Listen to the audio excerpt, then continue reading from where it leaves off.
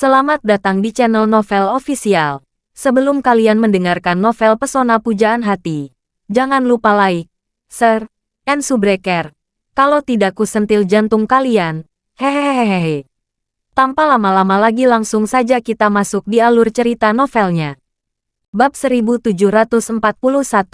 Hotel Aman Tokyo. Sophie, yang telah mandi, membuka laptopnya di dalam kamarnya, bersama kakaknya, mengadakan konferensi video dengan Sheldon yang jauh di East Cliff. Kedua kakak adik itu dengan jujur melaporkan konsesi besar Takahashi Machi kepada Sheldon, yang sangat mengejutkan Sheldon. Dari sudut pandang Sheldon, Takahashi Machi benar-benar terlalu baik. Dia memiliki tekad untuk menghabisi keluarga Ito, dan juga memiliki kesadaran menerima keuntungan yang lebih rendah, sehingga keluarga Schultz menerima pembagian keuntungan yang lebih besar. Orang-orang seperti itu dapat dengan mudah dijinakkan. Sophie berkata, "Ayah, kami akan bertemu dengan Ito Yahiko besok sesuai dengan kesepakatan sebelumnya. Tetapi saya pikir Ito Yahiko telah kehilangan daya saingnya dalam kerja sama ini. Dia tidak akan dapat memberikan kondisi yang lebih baik daripada Takahashi Machi." Sheldon hadir dan berkata sambil tersenyum, "Kalau begitu, mari kita lakukan. Setelah menyelesaikan pekerjaan yang dibeberkan, kalian dapat menandatangani kontrak dengan keluarga Takahashi. Tapi sebelum menandatangani kontrak, kalian harus pergi ke pelabuhan utama di Jepang. Lakukan perjalanan dan lihat bagaimana pelabuhan Tokyo, Yokohama, Nagoya, dan Osaka benar-benar beroperasi." Sophie mengangguk dan berkata, "Jangan khawatir, kakakku dan aku sudah merencanakan jadwalnya." "Itu bagus." Sheldon tersenyum puas. "Saya tidak menyangka Machi mau mengurangi bagiannya menjadi 25%. Kalian harus tahu bahwa harga psikologis kakek Anda adalah 30%, dan batas toleransi maksimal adalah 35%. Berdasarkan batas atasnya, dia telah memotong 10 poin persentase. Setelah kontrak ditandatangani, kakekmu pasti akan sangat senang, dan dia pasti akan memberi kalian kredit yang bagus." Jami tersenyum dan berkata, "Ayah, jika kakek benar-benar menghargai kami dengan kontribusi yang besar, apakah kakek akan menyerahkan seluruh bisnis pengiriman laut kepada keluarga kita?" Sheldon berkata sambil tersenyum, "Saya pasti akan memperjuangkan bisnis ini dari orang tua itu. Saya pikir kemungkinan orang tua itu setuju sangat tinggi. Kalian harus melakukan pekerjaan dengan baik dalam persiapan sebelum kerjasama di Jepang. Setelah itu saya akan berbicara dengan kakek kalian untuk meminta dia menyerahkan bisnis ini kepada kamu dan adikmu." Sophie buru-buru menggantikan tangannya. "Ayah, aku tidak ingin melakukan bisnis ini. Biarkan kakakku yang mengambil alih." Sheldon bertanya dengan heran, "Apa? Ini kesempatan yang sangat bagus.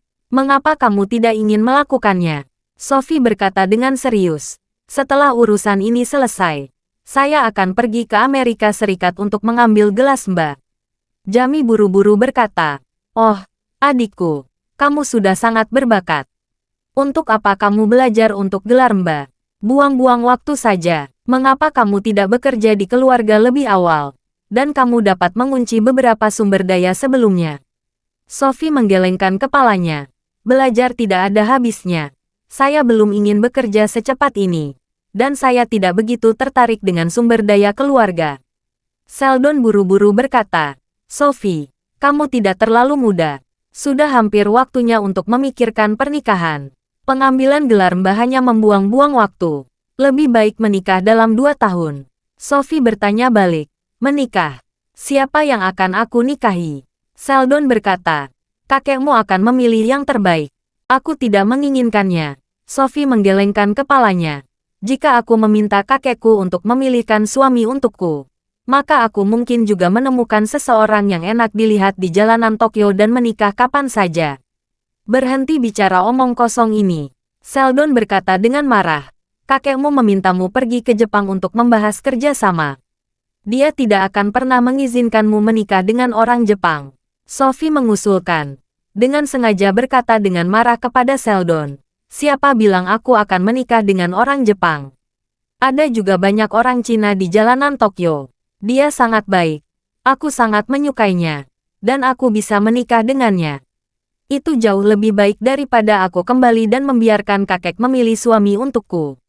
Jamie berkata dengan malu. Apakah kamu tahu siapa namanya? Sophie bersenandung. Saya hanya membuat analogi. Tidak peduli siapa namanya. Aku bisa menanyakan dia yang lain kali bertemu. Jamie tersenyum dan berkata, sepertinya tidak akan ada kesempatan untuk bertemu dengannya lagi. Dengan karakter Takahashi Machi, dia tidak akan bisa meninggalkan Jepang hidup-hidup. Sophie mengangkat alisnya dan berkata, bagaimana kamu tahu Machi bisa dibunuh? Saya pikir orang itu sangat cakap, dan Machi mungkin tidak dapat melakukan apapun padanya. Jamie menggelengkan kepalanya dan berkata sambil tersenyum, bahkan jika seorang yang kuat, dia tidak akan bisa mengalahkan orang lokal. Jika dia dapat mengalahkan 4 orang dengan 2 tinju, dia mungkin tidak dapat mengalahkan 40 atau 400 orang. Bab 1742. Mendengar ini, ekspresi Sophie menjadi sedikit serius. Apa yang dia katakan tadi hanya untuk mengganggu ayahnya. Namun saat dia mengingat pria itu, dia cukup meremehkannya. Berpikir bahwa Machi mungkin tidak akan pergi begitu saja. Sophie berkata, aku akan diberitahu Machi jika aku bertemu Kagi. Jika dia berani menyerang pria itu setelah kerjasama tercapai, maka aku akan mengakhiri kerjasama kapan saja. Omong kosong. Sheldon memarahi Sophie dengan tajam. Sebagai perwakilan keluarga Schultz, semuanya harus didasarkan pada kepentingan keluarga Schultz. Kamu tidak bisa membiarkan pria aneh mempengaruhi kepentingan keluarga Schultz. Jika kita bisa mendapatkan Machi menyetujui konsesi terbesar, hidup dan mati pria aneh itu tidak ada izin dengan kita. Sophie juga sedikit marah, dan mendebat. Pria itu menyinggung keluarga Takahashi untuk menyelamatkan seorang gadis kecil. Bagaimana saya bisa membiarkan keluarga Takahashi membunuhnya? Sheldon berkata dengan kesal. Jika keluarga Takahashi membunuhnya, kamu baikan saja. Sophie berkata dengan marah. Ayah, bagaimana kamu bisa melakukan ini? Apakah kamu masih memiliki prinsip dan integritas? Prinsip dan integritas. Sheldon berkata dengan dingin.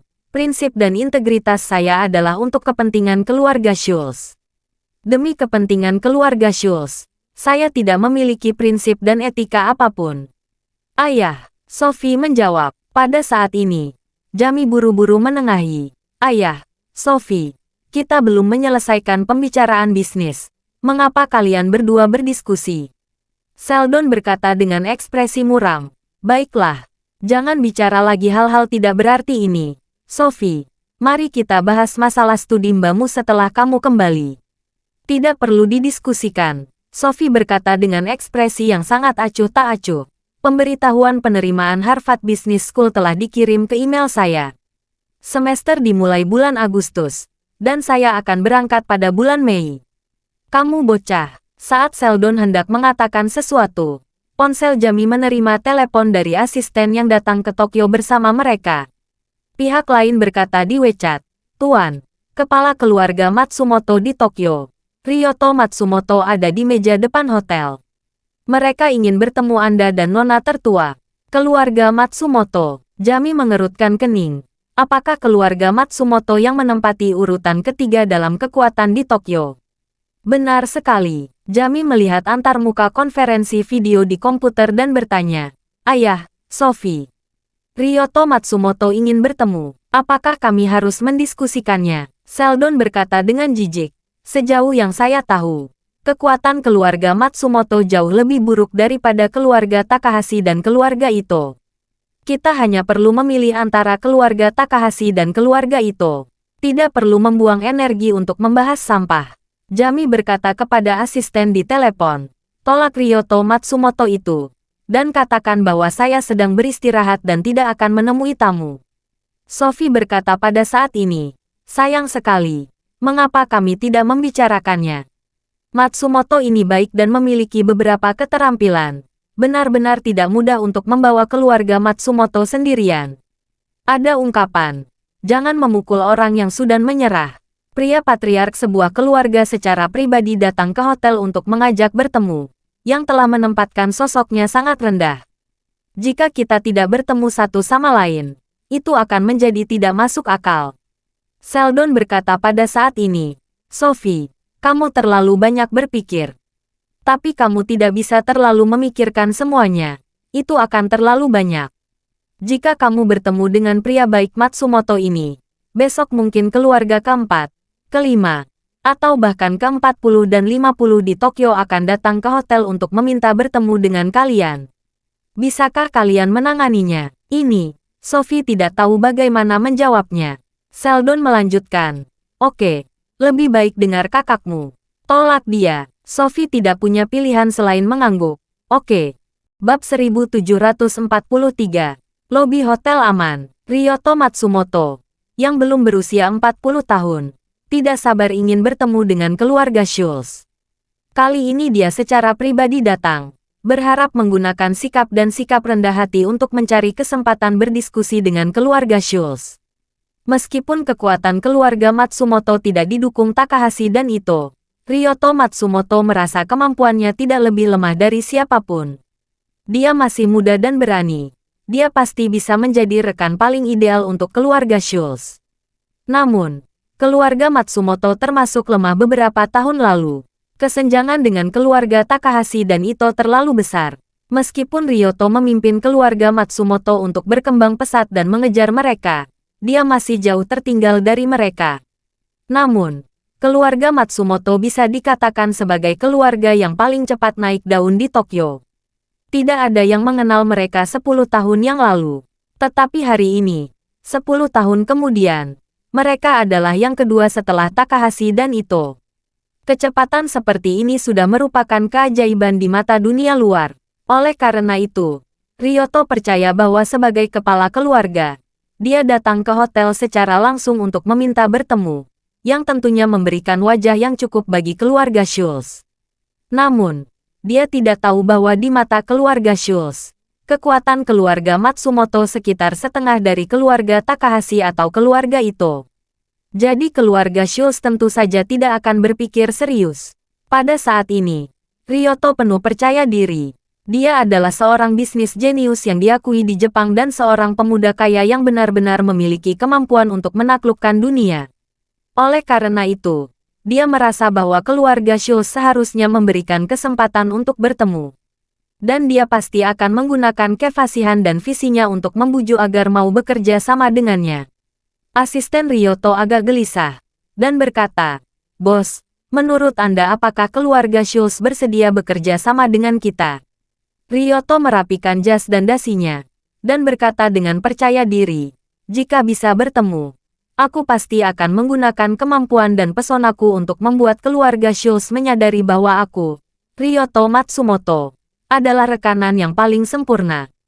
Sebagai perbandingan, Ito Yahiko dan Takahashi Machi, mereka hanyalah sekelompok lelaki tua dengan pemikiran yang ketinggalan zaman dan kemampuan yang diingat. Begitu kata-kata itu terucap, asisten keluarga Schultz menelepon meja depan. Setelah gadis kecil di meja depan menjawab telepon, dia segera datang ke Ryoto Matsumoto, membungkuk dan berkata, "Tuan Matsumoto, saya benar-benar minta maaf. Tuan Schultz dan Nona Schultz tidak punya waktu untuk bertemu Anda. Tolong kembali." Ryoto terdiam sejenak, dan setelah beberapa saat, dia bertanya dengan tercengang, "Apa yang kamu katakan?" "Mereka tidak punya waktu untuk menemuiku." Gadis kecil di meja depan mengangguk ringan dan berkata, "Itu benar. Jadi silakan kembali." Ryoto merasa panas di wajahnya. Dia juga kepala keluarga Matsumoto, dan merupakan pemimpin di kalangan pengusaha muda Jepang. Dia secara pribadi datang ke hotel untuk bertemu dengan orang-orang dari keluarga Schultz. Dapat dikatakan bahwa dia telah menempatkan identitasnya dengan hati yang sangat rendah. Tetapi dia tidak menyangka meskipun dia datang ke sini dengan hati yang rendah untuk meminta pertemuan, dia masih akan menerima kejahatan paling kejam dan langsung dari pihak lain. Tidak ada waktu, hanya sepatah kata. Mereka memintaku pergi. Keluarga Schultz terlalu arogan. Bahkan jika kamu adalah keluarga papan atas di Tiongkok. Bahkan jika kamu memiliki proyek besar yang sangat bagus di tanganmu. Kamu tidak dapat meremehkanku begitu saja. Terlebih lagi, jika kamu menyentuh wajahku, kamu tidak menginjaknya sendiri. Kamu meminta staf lobi untuk mengungkapkannya. Di mana ini menempatkan wajahku? Memikirkan hal ini, Ryoto menggelapkan wajahnya dan berkata ke meja depan dengan suara dingin. Hubungi mereka lagi dan beritahu mereka bahwa saya adalah patriark keluarga Matsumoto dan Presiden Asosiasi Pengusaha Muda Tokyo, Ryoto Matsumoto. Saya datang ke sini untuk bertemu dengan tuan muda tertua dan nona tertua dari keluarga Schultz. Mereka harus meluangkan waktu untuk bertemu dengan saya. Bab 1744. Meja depan ketakutan oleh ekspresi yang mengerikan. Dan dengan ragu-ragu berkata, "Tuan, saya benar-benar minta maaf." Asisten dari dua tamu terhormat telah dengan jelas memberitahu kami bahwa kedua tamu terhormat itu benar-benar tidak punya waktu untuk bertemu Anda. Jadi tolong jangan buat kami malu. Rasa percaya diri Ryoto Matsumoto yang awalnya kuat langsung hancur oleh gadis di meja depan. Dia mengutuk hampir histeris. "Nama saya Ryoto Matsumoto. Apakah Anda mengerti?" Gadis di meja depan mundur beberapa langkah dengan ketakutan. "Saya benar-benar minta maaf, Tuan Matsumoto. Saya baru saja menyampaikan jawaban tamu kami kepada Anda. Mohon maafkan saya." Di lobi, banyak orang memperhatikan Ryoto Matsumoto dan berbisik. Orang-orang ini berbisik berdua dan bersaudara. Meskipun mereka tidak dapat mendengar apa yang mereka katakan. Tetapi dari ekspresi mereka, Ryoto Matsumoto dapat melihat bahwa mereka semua mirip dengan dirinya. Dia selalu sombong, dan percaya bahwa dia adalah pengusaha muda nomor satu di Jepang dalam hal kemampuan. Tetapi dia tidak pernah berpikir bahwa dia mengambil inisiatif untuk meminta pertemuan dengan keluarga Schultz. Tetapi mereka tidak mau repot-repot menemuinya sama sekali. Hal ini membuat Ryoto sangat marah. Ryoto bertepuk tangan dan mengatupkan giginya. Dia bergetar hebat. Semakin percaya diri dan angkuh seseorang, semakin buruk daya tahan psikologisnya. Semakin banyak rasa bangga seseorang sehingga setiap orang harus memandang dirinya sendiri, akan semakin takut mereka dihina oleh orang lain. Ryoto Matsumoto adalah contoh paling khas. Pada saat ini, dia sangat marah, tetapi dia tidak dapat melampiaskannya. Dan wajahnya yang memerah membuat orang-orang di sekitarnya semakin membenci dan mengejeknya. Meskipun banyak orang mungkin tidak memiliki kekuatan dan kekayaan seperti Ryoto, diam-diam mereka masih senang ketika melihat Ryoto mempermalukan dirinya sendiri di depan umum. Asisten Ryoto melihat semua orang penasarannya. Dia melaksanakannya maju dan berkata dengan suara rendah, "Bos, ayo pergi. Jangan sampai ada orang yang mengeluarkan ponsel dan merekam kita dan mengunggahnya ke internet. Ini akan memberikan pengaruh buruk. Tidak mudah menanganinya nanti." Ryoto mengertakkan gigi dan sedikit mengangguk. Saat dia berbalik dan pergi, dia merasakan seluruh dunia di belakangnya. Dia segera kembali ke mobilnya. Begitu masuk mobil, Ryoto segera mendesak pengemudi untuk mengemudi. Dia takut akan tertawakan jika berjalan perlahan. Dia takut dan cemoohan orang-orang itu akan terdengar olehnya. Asisten tidak bisa membujuknya. "Bos, keluarga Schultz pasti merasa bahwa kekuatan kita secara keseluruhan masih jauh lebih buruk daripada Takahashi dan Ito. Dua keluarga itu yang dianggap layak sebagai kandidat untuk kerjasama. Dan mereka tidak ingin membuang waktu bersama kita. Tapi ini pasti merugikan mereka." Ryoto terdiam beberapa saat, dengan mata merah di matanya, menyeringai dan berkata, "Mau memilih antara Takahashi dan Ito, kan? Sangat bagus. Karena mereka tidak menghormati aku. Jangan salahkan aku akan bertindak kejam. Kali ini, itu terjadi pada saya. Kesempatan besar untuk melampaui Takahashi dan Ito dalam satu gerakan." Asisten bertanya dengan heran, "Bos, Anda, apa maksud Anda? Mengapa saya tidak bisa mengerti?" Ryoto berkata dengan ekspresi dingin dan menyeramkan. "Kamu tidak perlu mengerti. Lakukan saja apa yang aku perintahkan." Asisten itu segera berkata, "Bos, apapun yang Anda katakan." Ryoto berkata dengan dingin, "Hal pertama, saya akan menulis cek sebesar 20 juta dolar AS. Anda bawa ke pemimpin keluarga Iga dan katana kepadanya bahwa ini baru awal. Jika dia tertarik, datanglah ke rumah untuk berdiskusi denganku. Biarkan aku bicara. Jika dia tidak tertarik, uang ini akan menjadi hadiahku untuknya." Bab 1745. Lini produksi Kobayashi Pharmaceutical di Nagoya akan segera dapat memproduksi pil perut Jiuxuan yang berkualitas. Hal ini terutama karena Kobayashi Pharmaceutical sendiri adalah perusahaan farmasi terkemuka di Asia. Lini produksinya sangat maju, bahkan lebih maju dari Jiuxuan Pharmaceutical. Oleh karena itu, lini produksi mereka beralih ke pil perut Jiuxuan. Selama formula dan bahan obat tersedia, hampir tidak ada kesulitan.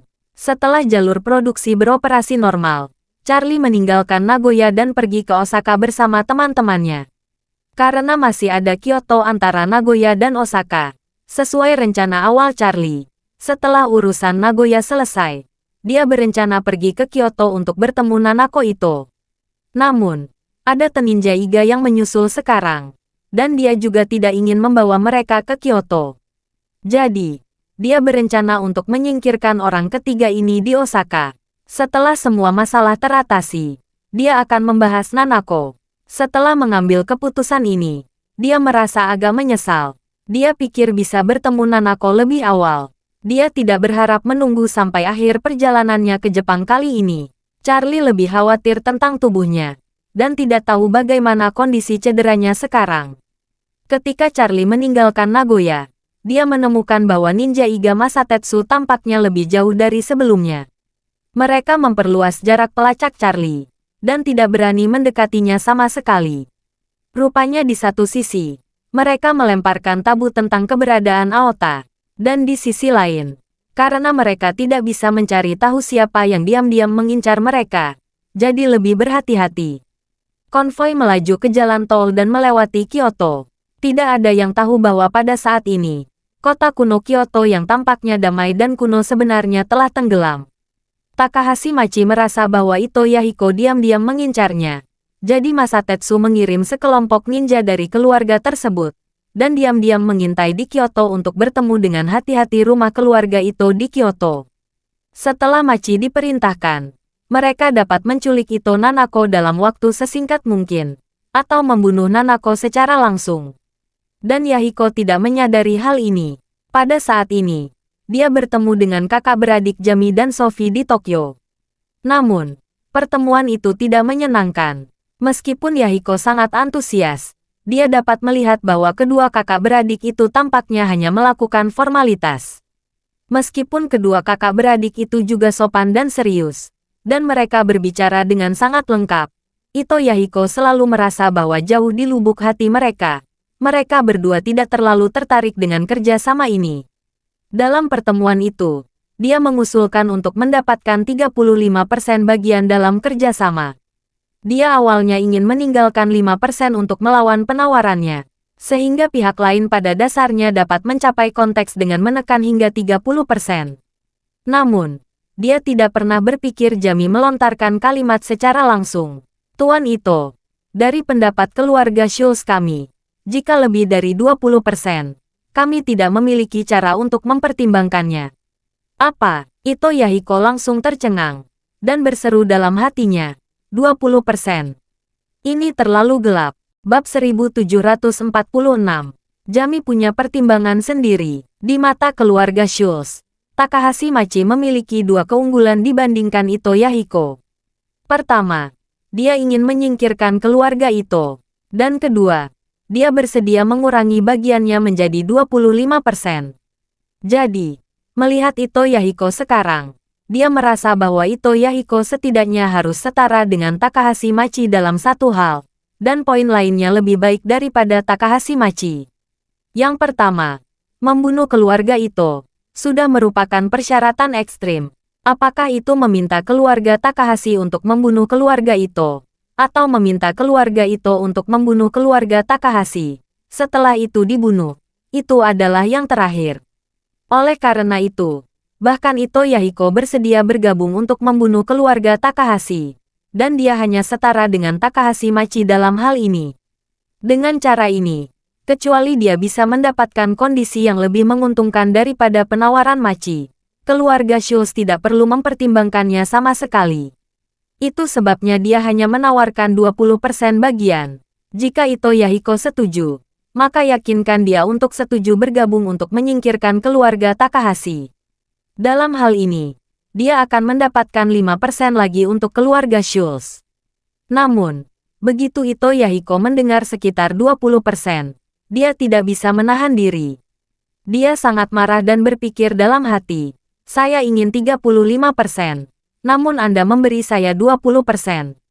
Anda juga mengatakan bahwa jika lebih tinggi dari 20%, Anda tidak akan mempertimbangkannya. Tidak ada ruang untuk tawar-menawar. Ini terlalu banyak, kan? Hal ini mengharuskan saya untuk mengambil keuntungan dari keuntungan saya sendiri di pelabuhan lokal dan membiarkan Anda, modal asing, masuk untuk menghasilkan uang. Tetapi Anda hanya membiarkan saya menghitung hanya 20%, yang sedikit menipu, kan? Memikirkan hal ini, Ito Yahiko menjadi marah. Dia berkata kepada Jami dengan suara dingin, Tuan Muda Schultz, 20% terlalu banyak. Saya akui bahwa keluarga Schultz kuat dan memiliki banyak kapal laut. Tapi Anda juga tidak bisa merusak seperti itu. Jami berkata dengan serius. Tuan Ito, ini jauh dari kerja keras. Kami memiliki banyak keuntungan saat ini. Dan perekonomian Jepang terus menurun. Sangat sulit bagi Anda untuk memulai bisnis ini pada tahap ini. Jika ingin menghasilkan uang, Anda harus bekerja sama dengan kami. Setelah jeda, Jami menambahkan, meskipun 20% lebih sedikit, setelah bisnis dimulai, jumlah ini masih sangat besar. Jika keluarga Ito menghasilkan 10 miliar dolar AS setahun, keluarga Ito dapat berbagi 2 miliar. Apa konsep 2 miliar dolar? Saya percaya bahwa keluarga Ito tidak dapat memperoleh banyak keuntungan dalam setahun sekarang, kan? Ito Yahiko mantap dan berkata, Tuan Muda Schultz, kita tidak bisa berhitung seperti ini. Jika saya membuat sumber daya ini sendiri, meskipun saya mungkin tidak dapat mencapai keuntungan tahunan sebesar 10 miliar dolar AS, itu bukan masalah besar. Untuk menghasilkan lebih dari 1 miliar dolar AS, saya bisa bekerja keras sendiri. Dan saya mungkin dapat mencapai skala 2 atau 3 miliar. Jika Anda seperti melihatnya, apakah saya tidak rugi? Pada saat ini, Sophie berkata dengan sedikit arogan, Tuan Ito, Anda baru saja mengatakan bahwa Anda mungkin dapat mencapai skala 2 atau 3 miliar dolar dengan kerja keras Anda sendiri. Menurut pendapat saya, itu tidak mungkin sama sekali. Ito Yahiko mengerutkan kening dan bertanya, mengapa tidak mungkin? Keluarga Ito saya adalah salah satu yang terbaik di Jepang. Sophie tersenyum dan berkata dengan sedikit paksaan, sejujurnya, jika keluarga Schultz belum siap untuk melakukan bisnis ini, Anda mungkin benar-benar memiliki kesempatan ini. Tetapi karena keluarga Schultz akan memasuki pasar sekarang, maka keluarga Schultz ada di sana. Sangat tidak mungkin bagi Anda untuk mencapai skala sebesar itu. Dan bahkan keluarga Schultz mungkin tidak mengizinkan Anda untuk memulai bisnis ini. Harga diri Yahiko terpukul keras secara tiba-tiba. Dia tidak pernah membayangkan bahwa Sophie, yang jarang berbicara, akan berbicara secara langsung dan keras. Bahkan dapat dikatakan bahwa itu tidak memberikan wajah apapun kepada Ito Yahiko. Ito Yahiko, yang merasakan pukulan itu, langsung dipenuhi dengan ketidakpuasan. Dia menggertakkan giginya, dan berkata dengan dingin, jika ini masalahnya, maka tidak perlu membengkak. Keluarga Ito akan mengelola bisnis ini sendiri. Anda akan melihat dengan mata kepala sendiri bagaimana saya akan menyelesaikan bisnis ini. Sophie sedikit tersenyum. Tuan Ito, semoga sukses. Bab 1747. Negosiasi antara Jami, Sophie dan Ito Yahiko akhirnya bubar. Ketika Jami dan Sophie meninggalkan Itoko Ltd., Ito Yahiko mengutuk mereka. Dalam perjalanan kembali ke hotel, Jami bertanya kepada Sophie, Sophie, aku baru saja berencana menipu Ito Yahiko untuk melihat apakah dia bisa menyetujui rasio 20%. Mengapa kamu tiba-tiba berbalik melawannya? Sophie tersenyum kecil dan berkata, 20% jelas lebih rendah dari harga terendah yang dia mampu. Jadi tidak peduli seberapa banyak kamu berbicara di dekatnya hari ini, dia tidak akan menyetujui rasio ini. Jika kamu benar-benar ingin memaksanya, kamu harus memberi tekanan yang cukup. Jami bertanya, apakah kamu punya ide bagus? Sophie berkata, kamu bisa menelepon Machi dan katakan, kamu berencana menandatangani kontraknya besok. Tetapi sebelum menandatangani kontrak, kamu harus berbicara dengannya tentang detail spesifiknya. Dan waktunya adalah besok pagi. Jami bertanya, bagaimana kamu mengungkapkannya? Apa kita menandatangani kontrak dengan mereka? Tidak, Sophie berkata dengan acuh tak acuh. Saya berencana untuk menandatangani kontrak, dan detailnya harus dikonfirmasi. Kita hanya mencari alasan untuk menyatakan pada saat itu bahwa masih ada beberapa detail yang perlu dinegosiasikan ulang. Dan kita bisa memindahkan tanggal penandatanganan ke hari lain. Namun, setelah itu, Sophie berkata lagi, jika angin dibiarkan sekarang, Ito Yahiko pasti akan sangat cemas. Sebelum besok, dia akan menurunkan posturnya dan mengambil inisiatif untuk berbicara dengan kita lagi. Jami mengangguk dan berkata, oke, kalau begitu aku dengarkan kamu. Aku akan menghubungi Machi. Takahashi Machi menerima telepon dari Jami. Dan ketika dia mendengar bahwa keluarga Schultz akan menandatangani kontraknya, dia sangat bersemangat. Kemudian, sambil mengatur bawahannya untuk mempersiapkan upacara penandatanganan besok, dia meminta orang-orangnya memberitahu seluruh Tokyo bahwa keluarga Schultz siap untuk menandatangani kontrak di dekatnya. Pesan ini segera menyebar di kalangan elit bisnis Tokyo. Banyak orang menelepon dan mengirim pesan untuk mengucapkan selamat kepada Takahashi Machi. Karena mereka percaya bahwa begitu keluarga Takahashi bekerja sama dengan keluarga Schultz, keluarga Takahashi pasti akan melampaui keluarga Ito dan menjadi keluarga nomor 1 di Jepang. Ito Yahiko pun dengan cepat menerima pesan tersebut. Dia yang semula marah, nyaris murka setelah mengetahui pesan tersebut. Dia tidak pernah membayangkan bahwa begitu pesan ini keluar, keluarga Takahashi akan menjadi lebih kuat dan berpengaruh. Kini, seluruh Tokyo mulai mengejar Takahashi Machi, dan menganggap Takahashi Machi sebagai orang terkaya di masa depan di Jepang. Ini langsung membuat Ito Yahiko menyadari arti kata-kata Sophie sebelumnya. Jika keluarga Schultz bersatu dengan keluarga Takahashi, tidak mungkin dia memiliki masa depan yang cerah. Jika ini masalahnya, keluarga Ito, meskipun tampaknya tidak terluka, sebenarnya menderita kerugian besar.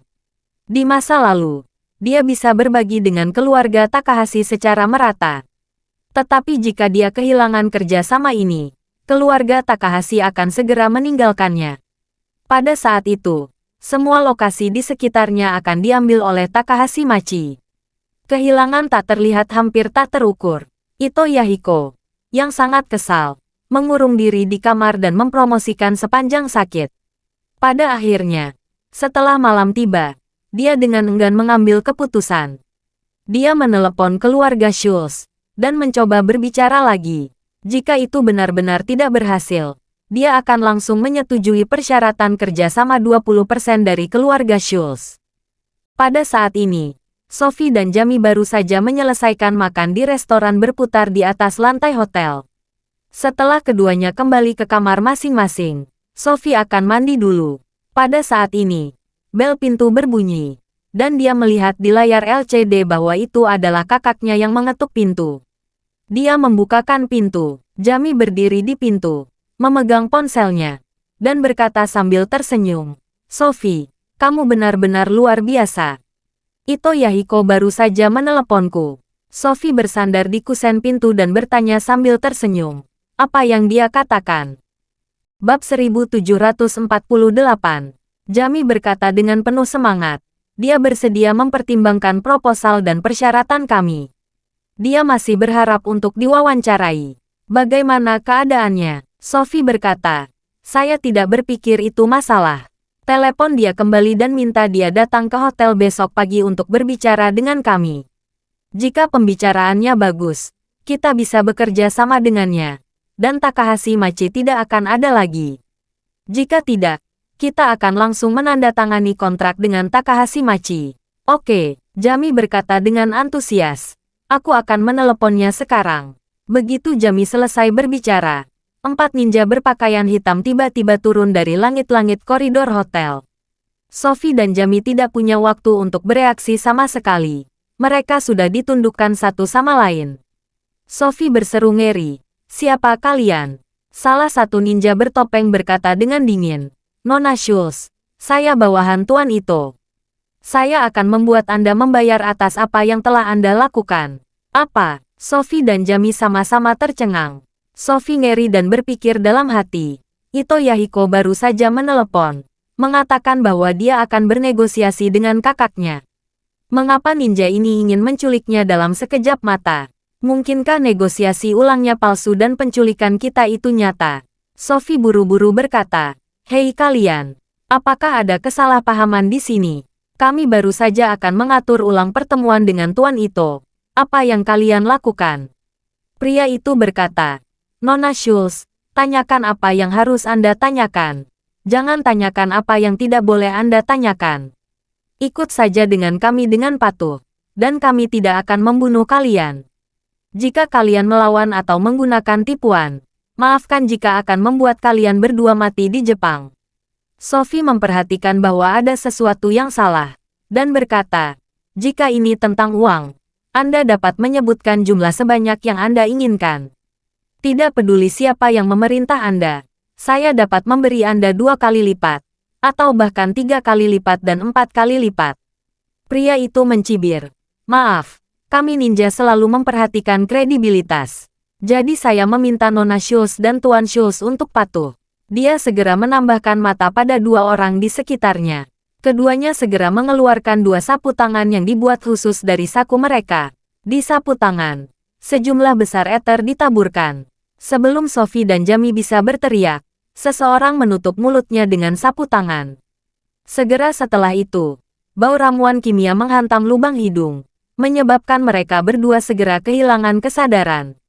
Setelah itu, kedua ninja itu menggendong kakak dan adik di pundak mereka, mengikat mereka dengan kuat dengan tali, dan melemparkan tali menuruni gedung langsung dari jendela kamar hotel, menuntun mereka untuk meluncur turun dari dinding seringan burung layang-layang ke bawah. Di luar, 2 kendaraan telah menunggu. Setelah ninja berpakaian hitam membawa kakak beradik Schultz yang tidak sadarkan diri ke dalam mobil, kedua kendaraan itu dengan cepat pergi dari tempat kejadian. Serangkaian pendahuluan ini seperti awan yang mengalir dan udara yang mengalir. Tidak ada seorang pun di seluruh hotel yang mengetahui 2 kakak beradik keluarga Schultz telah diculik. Yang lebih menakutkan adalah lebih dari 10 orang dalam rombongan keluarga Schultz semuanya meninggal karena keracunan di kamar masing-masing saat ini. Yang membuat mereka menghilangkannya adalah gas sarin yang sering digunakan militer. Gas beracun ini adalah senjata kimia militer pada tahun 1995. Seseorang menggunakan senjata kimia yang sangat beracun ini dalam insiden teroris di kereta bawah tanah Jepang. Setelah gas sarin masuk ke tubuh manusia melalui saluran pernafasan atau kulit dan selaput lendir, dapat menyebabkan kematian korban dalam waktu yang sangat singkat, bahkan dosis mematikannya hanya 10 mg. Setelah 2 mobil dengan cepat pergi dari hotel, pria di dalam mobil mengeluarkan ponselnya dan berseru, "Tuan Matsumoto, orang-orang telah ditangkap. Semua pelayan keluarga Schultz lainnya sudah mati di kamar mereka. Kami meninggalkan jejak eksklusif dari keluarga Fujibayashi." Di telepon, suara gembira Ryoto Matsumoto terdengar. "Bagus sekali. Bagus sekali. Bawa mereka ke Kyoto sekarang dan tunggu pesan saya. Bunuh mereka bila diperlukan. Sembunyikan tubuh mereka di rumah besar keluarga Ito di Kyoto." Setelah 2 cucu keluarga Schultz hilang, Ito Yahiko tidak akan bisa menjelaskan. Namun, ada jejak eksklusif keluarga Fujibayashi di tempat kejadian. Ito Yahiko pasti akan berpikir bahwa semua ini adalah kesalahan Takahashi Machi. Dan keluarga Schultz pasti akan mengirim seseorang untuk membalas dendam anak-anak mereka. Akan ada pertunjukan yang bagus untuk ditonton di Tokyo. Bab 1749. Manajemen hotel segera menemukan kejadian ini. Para tamu di lantai bawah yang pertama kali menemukan ada keanehan. Mereka melihat ada 2 tali lagi di luar jendela di beberapa titik. Mereka langsung memberi tahu resepnya. Resepsionis hotel meminta keamanan hotel memeriksa. Dan mereka menemukan ada tali tergantung dari kamar Sophie. Mereka menemukan kamar Sophie kosong dan sedikit berantakan. Penanggung jawab hotel segera panik. Kakak beradik keluarga Schultz bukan hanya tamu terhormat hotel. Keluarga Schultz adalah salah satu pemegang saham grup Hotel Aman. Jika hal seperti ini terjadi, mereka tentu tidak berani berasumsi demikian. Segera setelah itu, mereka datang ke kamar rombongan keluarga Schultz, mencari seseorang untuk menanyakan apa yang terjadi. dan mereka tidak pernah menyangka akan menemukan mayat di dalam ruangan. Semua pengikut dan asisten keluarga Schultz meninggal secara tragis di kamar mereka masing-masing. Kematiannya mengerikan. Manajer hotel sangat ketakutan sehingga kakinya lemas. Dia terduduk di lantai, dan dia basah kuyup. Di hotel yang dia kelola, memikirkan orang meninggal sekaligus, dan mereka semua dari keluarga Schultz. Yang lebih putus asa adalah dua kakak beradik Jamie dan Sophie telah menghilang. Mereka adalah cucu laki-laki tertua dan cucu perempuan tertua dari keluarga Schultz. Mereka jelas merupakan dua anggota paling menonjol dari generasi keluarga Schultz. Tanpa diduga, mereka diculik di hotel yang dia kelola. Jika keluarga Schultz meminta pertanggungjawaban, dia akan disalahkan atas kematian mereka. Dia hampir tidak berani menunda. Dan ketika seseorang memanggil polisi, dia secara pribadi menelepon bosnya, ketua direktur Aman Hotel Group. Dia benar-benar ingin segera memberitahu keluarga Schultz. Jangan sampai keluarga Schultz menyalahkannya karena tidak melapor tepat waktu. Namun, dalam kapasitasnya, dia tidak memenuhi syarat untuk menghubungi keluarga Schultz secara langsung. Jadi dia menghubungi bos, dan bos akan menyampaikannya atas namanya. Ketua Aman Hotel Group sedang berada di Dubai saat ini. Mendengar ini, dia hampir mengalami serangan jantung di tempat. Jamie dan Sophie diculik di hotel mereka. Ini adalah dosa yang keji. Jika sesuatu terjadi pada salah satu di antara mereka berdua, keluarga Schultz akan mengambil nyawa mereka. Jadi, dia segera secara pribadi memanggil Sheldon yang jauh di East Cliff. Setelah Sheldon mendengar laporan itu, tekanan darahnya tiba-tiba melonjak dan dia hampir pingsan. Untungnya, keluarga Schultz membantu tepat waktu, dan tidak ada masalah serius pada Sheldon. Saat mendengar bahwa Jamie dan Sophie diculik di Jepang, seluruh keluarga Schultz sangat marah.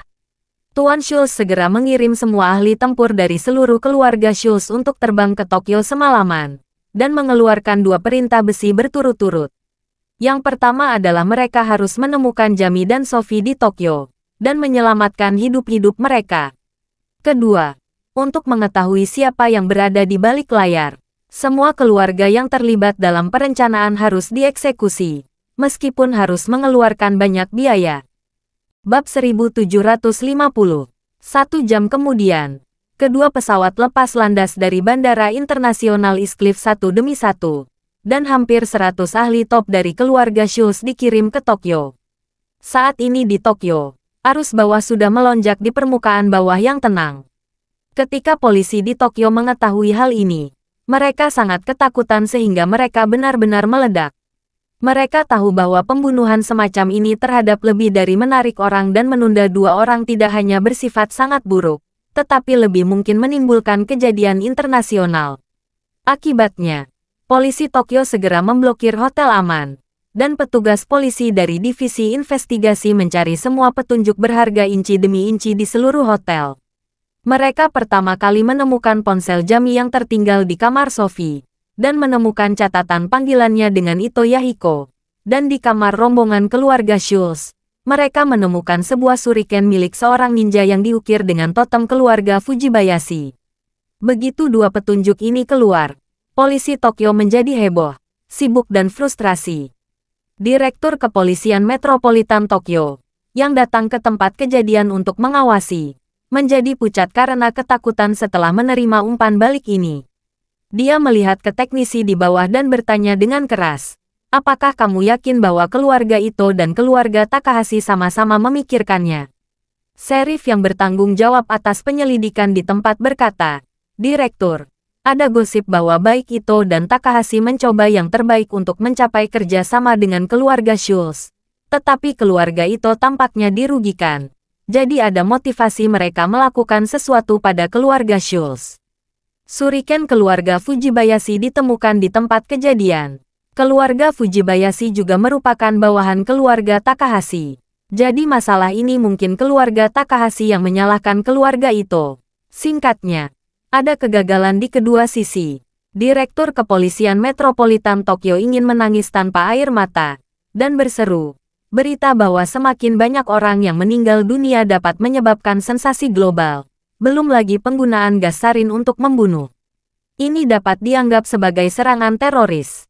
Pada akhirnya, cucu keluarga pertama di Cina diculik. Dan sekarang Anda memberitahu saya bahwa dalam pembunuhan itu mungkin salah satu dari dua keluarga terbesar di Jepang. Bagaimana kasus ini bisa diselesaikan? Pihak lain juga berkata tanpa daya. Direktur, saya tidak ingin membuat kasus ini begitu merepotkan. Tetapi rantai bukti kasusnya seperti ini. Dan prioritas utama kita sekarang adalah mencari tahu keberadaan kakak beradik Schultz. Jika mereka berdua mati, kepolisian metropolitan Tokyo kita pasti akan menjadi bahan tertawaan dunia. Kepala polisi metropolitan berkata dengan marah, biarkan semua polisi di Tokyo bergerak untukku. Bahkan jika seluruh Tokyo menggali 3 kaki ke dalam tanah, mereka harus ditemukan. Pertempuran besar Departemen Kepolisian Metropolitan Tokyo membuat seluruh Tokyo meledak sekaligus. Yang pertama menerima pesan itu adalah keluarga besar di Tokyo. Karena itu Yahiko tidak pernah menerima balasan dari Jami. Dia berinisiatif untuk meneleponnya. Setelah beberapa panggilan, tidak ada yang menjawab. Dia segera mengirim seseorang untuk memahami masalah. Ketika dia mendengar berita itu, dia sangat terkejut. Dia tidak bisa mengerti. Siapa yang begitu berani menyerang orang-orang dari keluarga Schultz? Meskipun dia tahu bahwa sebelum Jami diculik, dia baru saja berbicara di sana di telepon. Tetapi juga, dia tidak melakukan sesuatu yang luar biasa. Jadi dia memiliki hati nurani yang bersih dan tidak berpikir bahwa masalah ini ada izin dengan dia. Namun, setelah Takahashi Machi mendengar tentang ini, seluruh orang langsung tercengang. Jami sudah setuju untuk menandatangani kontraknya besok pagi. Tetapi dia tiba-tiba diculik bersama saudaranya. Bukankah hal yang baik ini buruk bagimu? Ketika dia memikirkan hal ini, tersangka pertama yang muncul di pikirannya adalah Ito Yahiko. Ini bukan hanya karena keluarga Ito adalah pesaing terbesarnya, tetapi juga karena kematian Aota. Dia sangat mendasarinya dengan Ito Yahiko. Memikirkan hal ini, dia langsung menjadi gugup. Jika Yahiko bisa membunuh orang di keluarga Schultz dan menculik kakak beradik dari keluarga Schultz, dia mungkin akan melakukannya sendiri. Begitu banyak orang dalam keluarga Schultz telah dibunuh, yang membuktikan bahwa organisasi Ito Yahiko kali ini sangat kuat. Dia harus memperkuat perlindungan keamanan. Jadi, dia segera memanggil Masatetsu, yang menyatukan Charlie, dan berkata dengan gugup, Fujibayashi, kalian bertiga cepat kembali ke Tokyo. Kembalilah sekarang juga, Masatetsu bertanya dengan heran. Kembalilah ke Tokyo sekarang. Tuan Takahashi, bukankah kami harus mengikuti orang Cina itu? Takahashi Machi berseru. Aku tidak peduli lagi padanya. Bajingan Ito Yahiko mungkin adalah orang yang menculik keluarga Schultz. Aku takut dia akan membunuhku kali ini.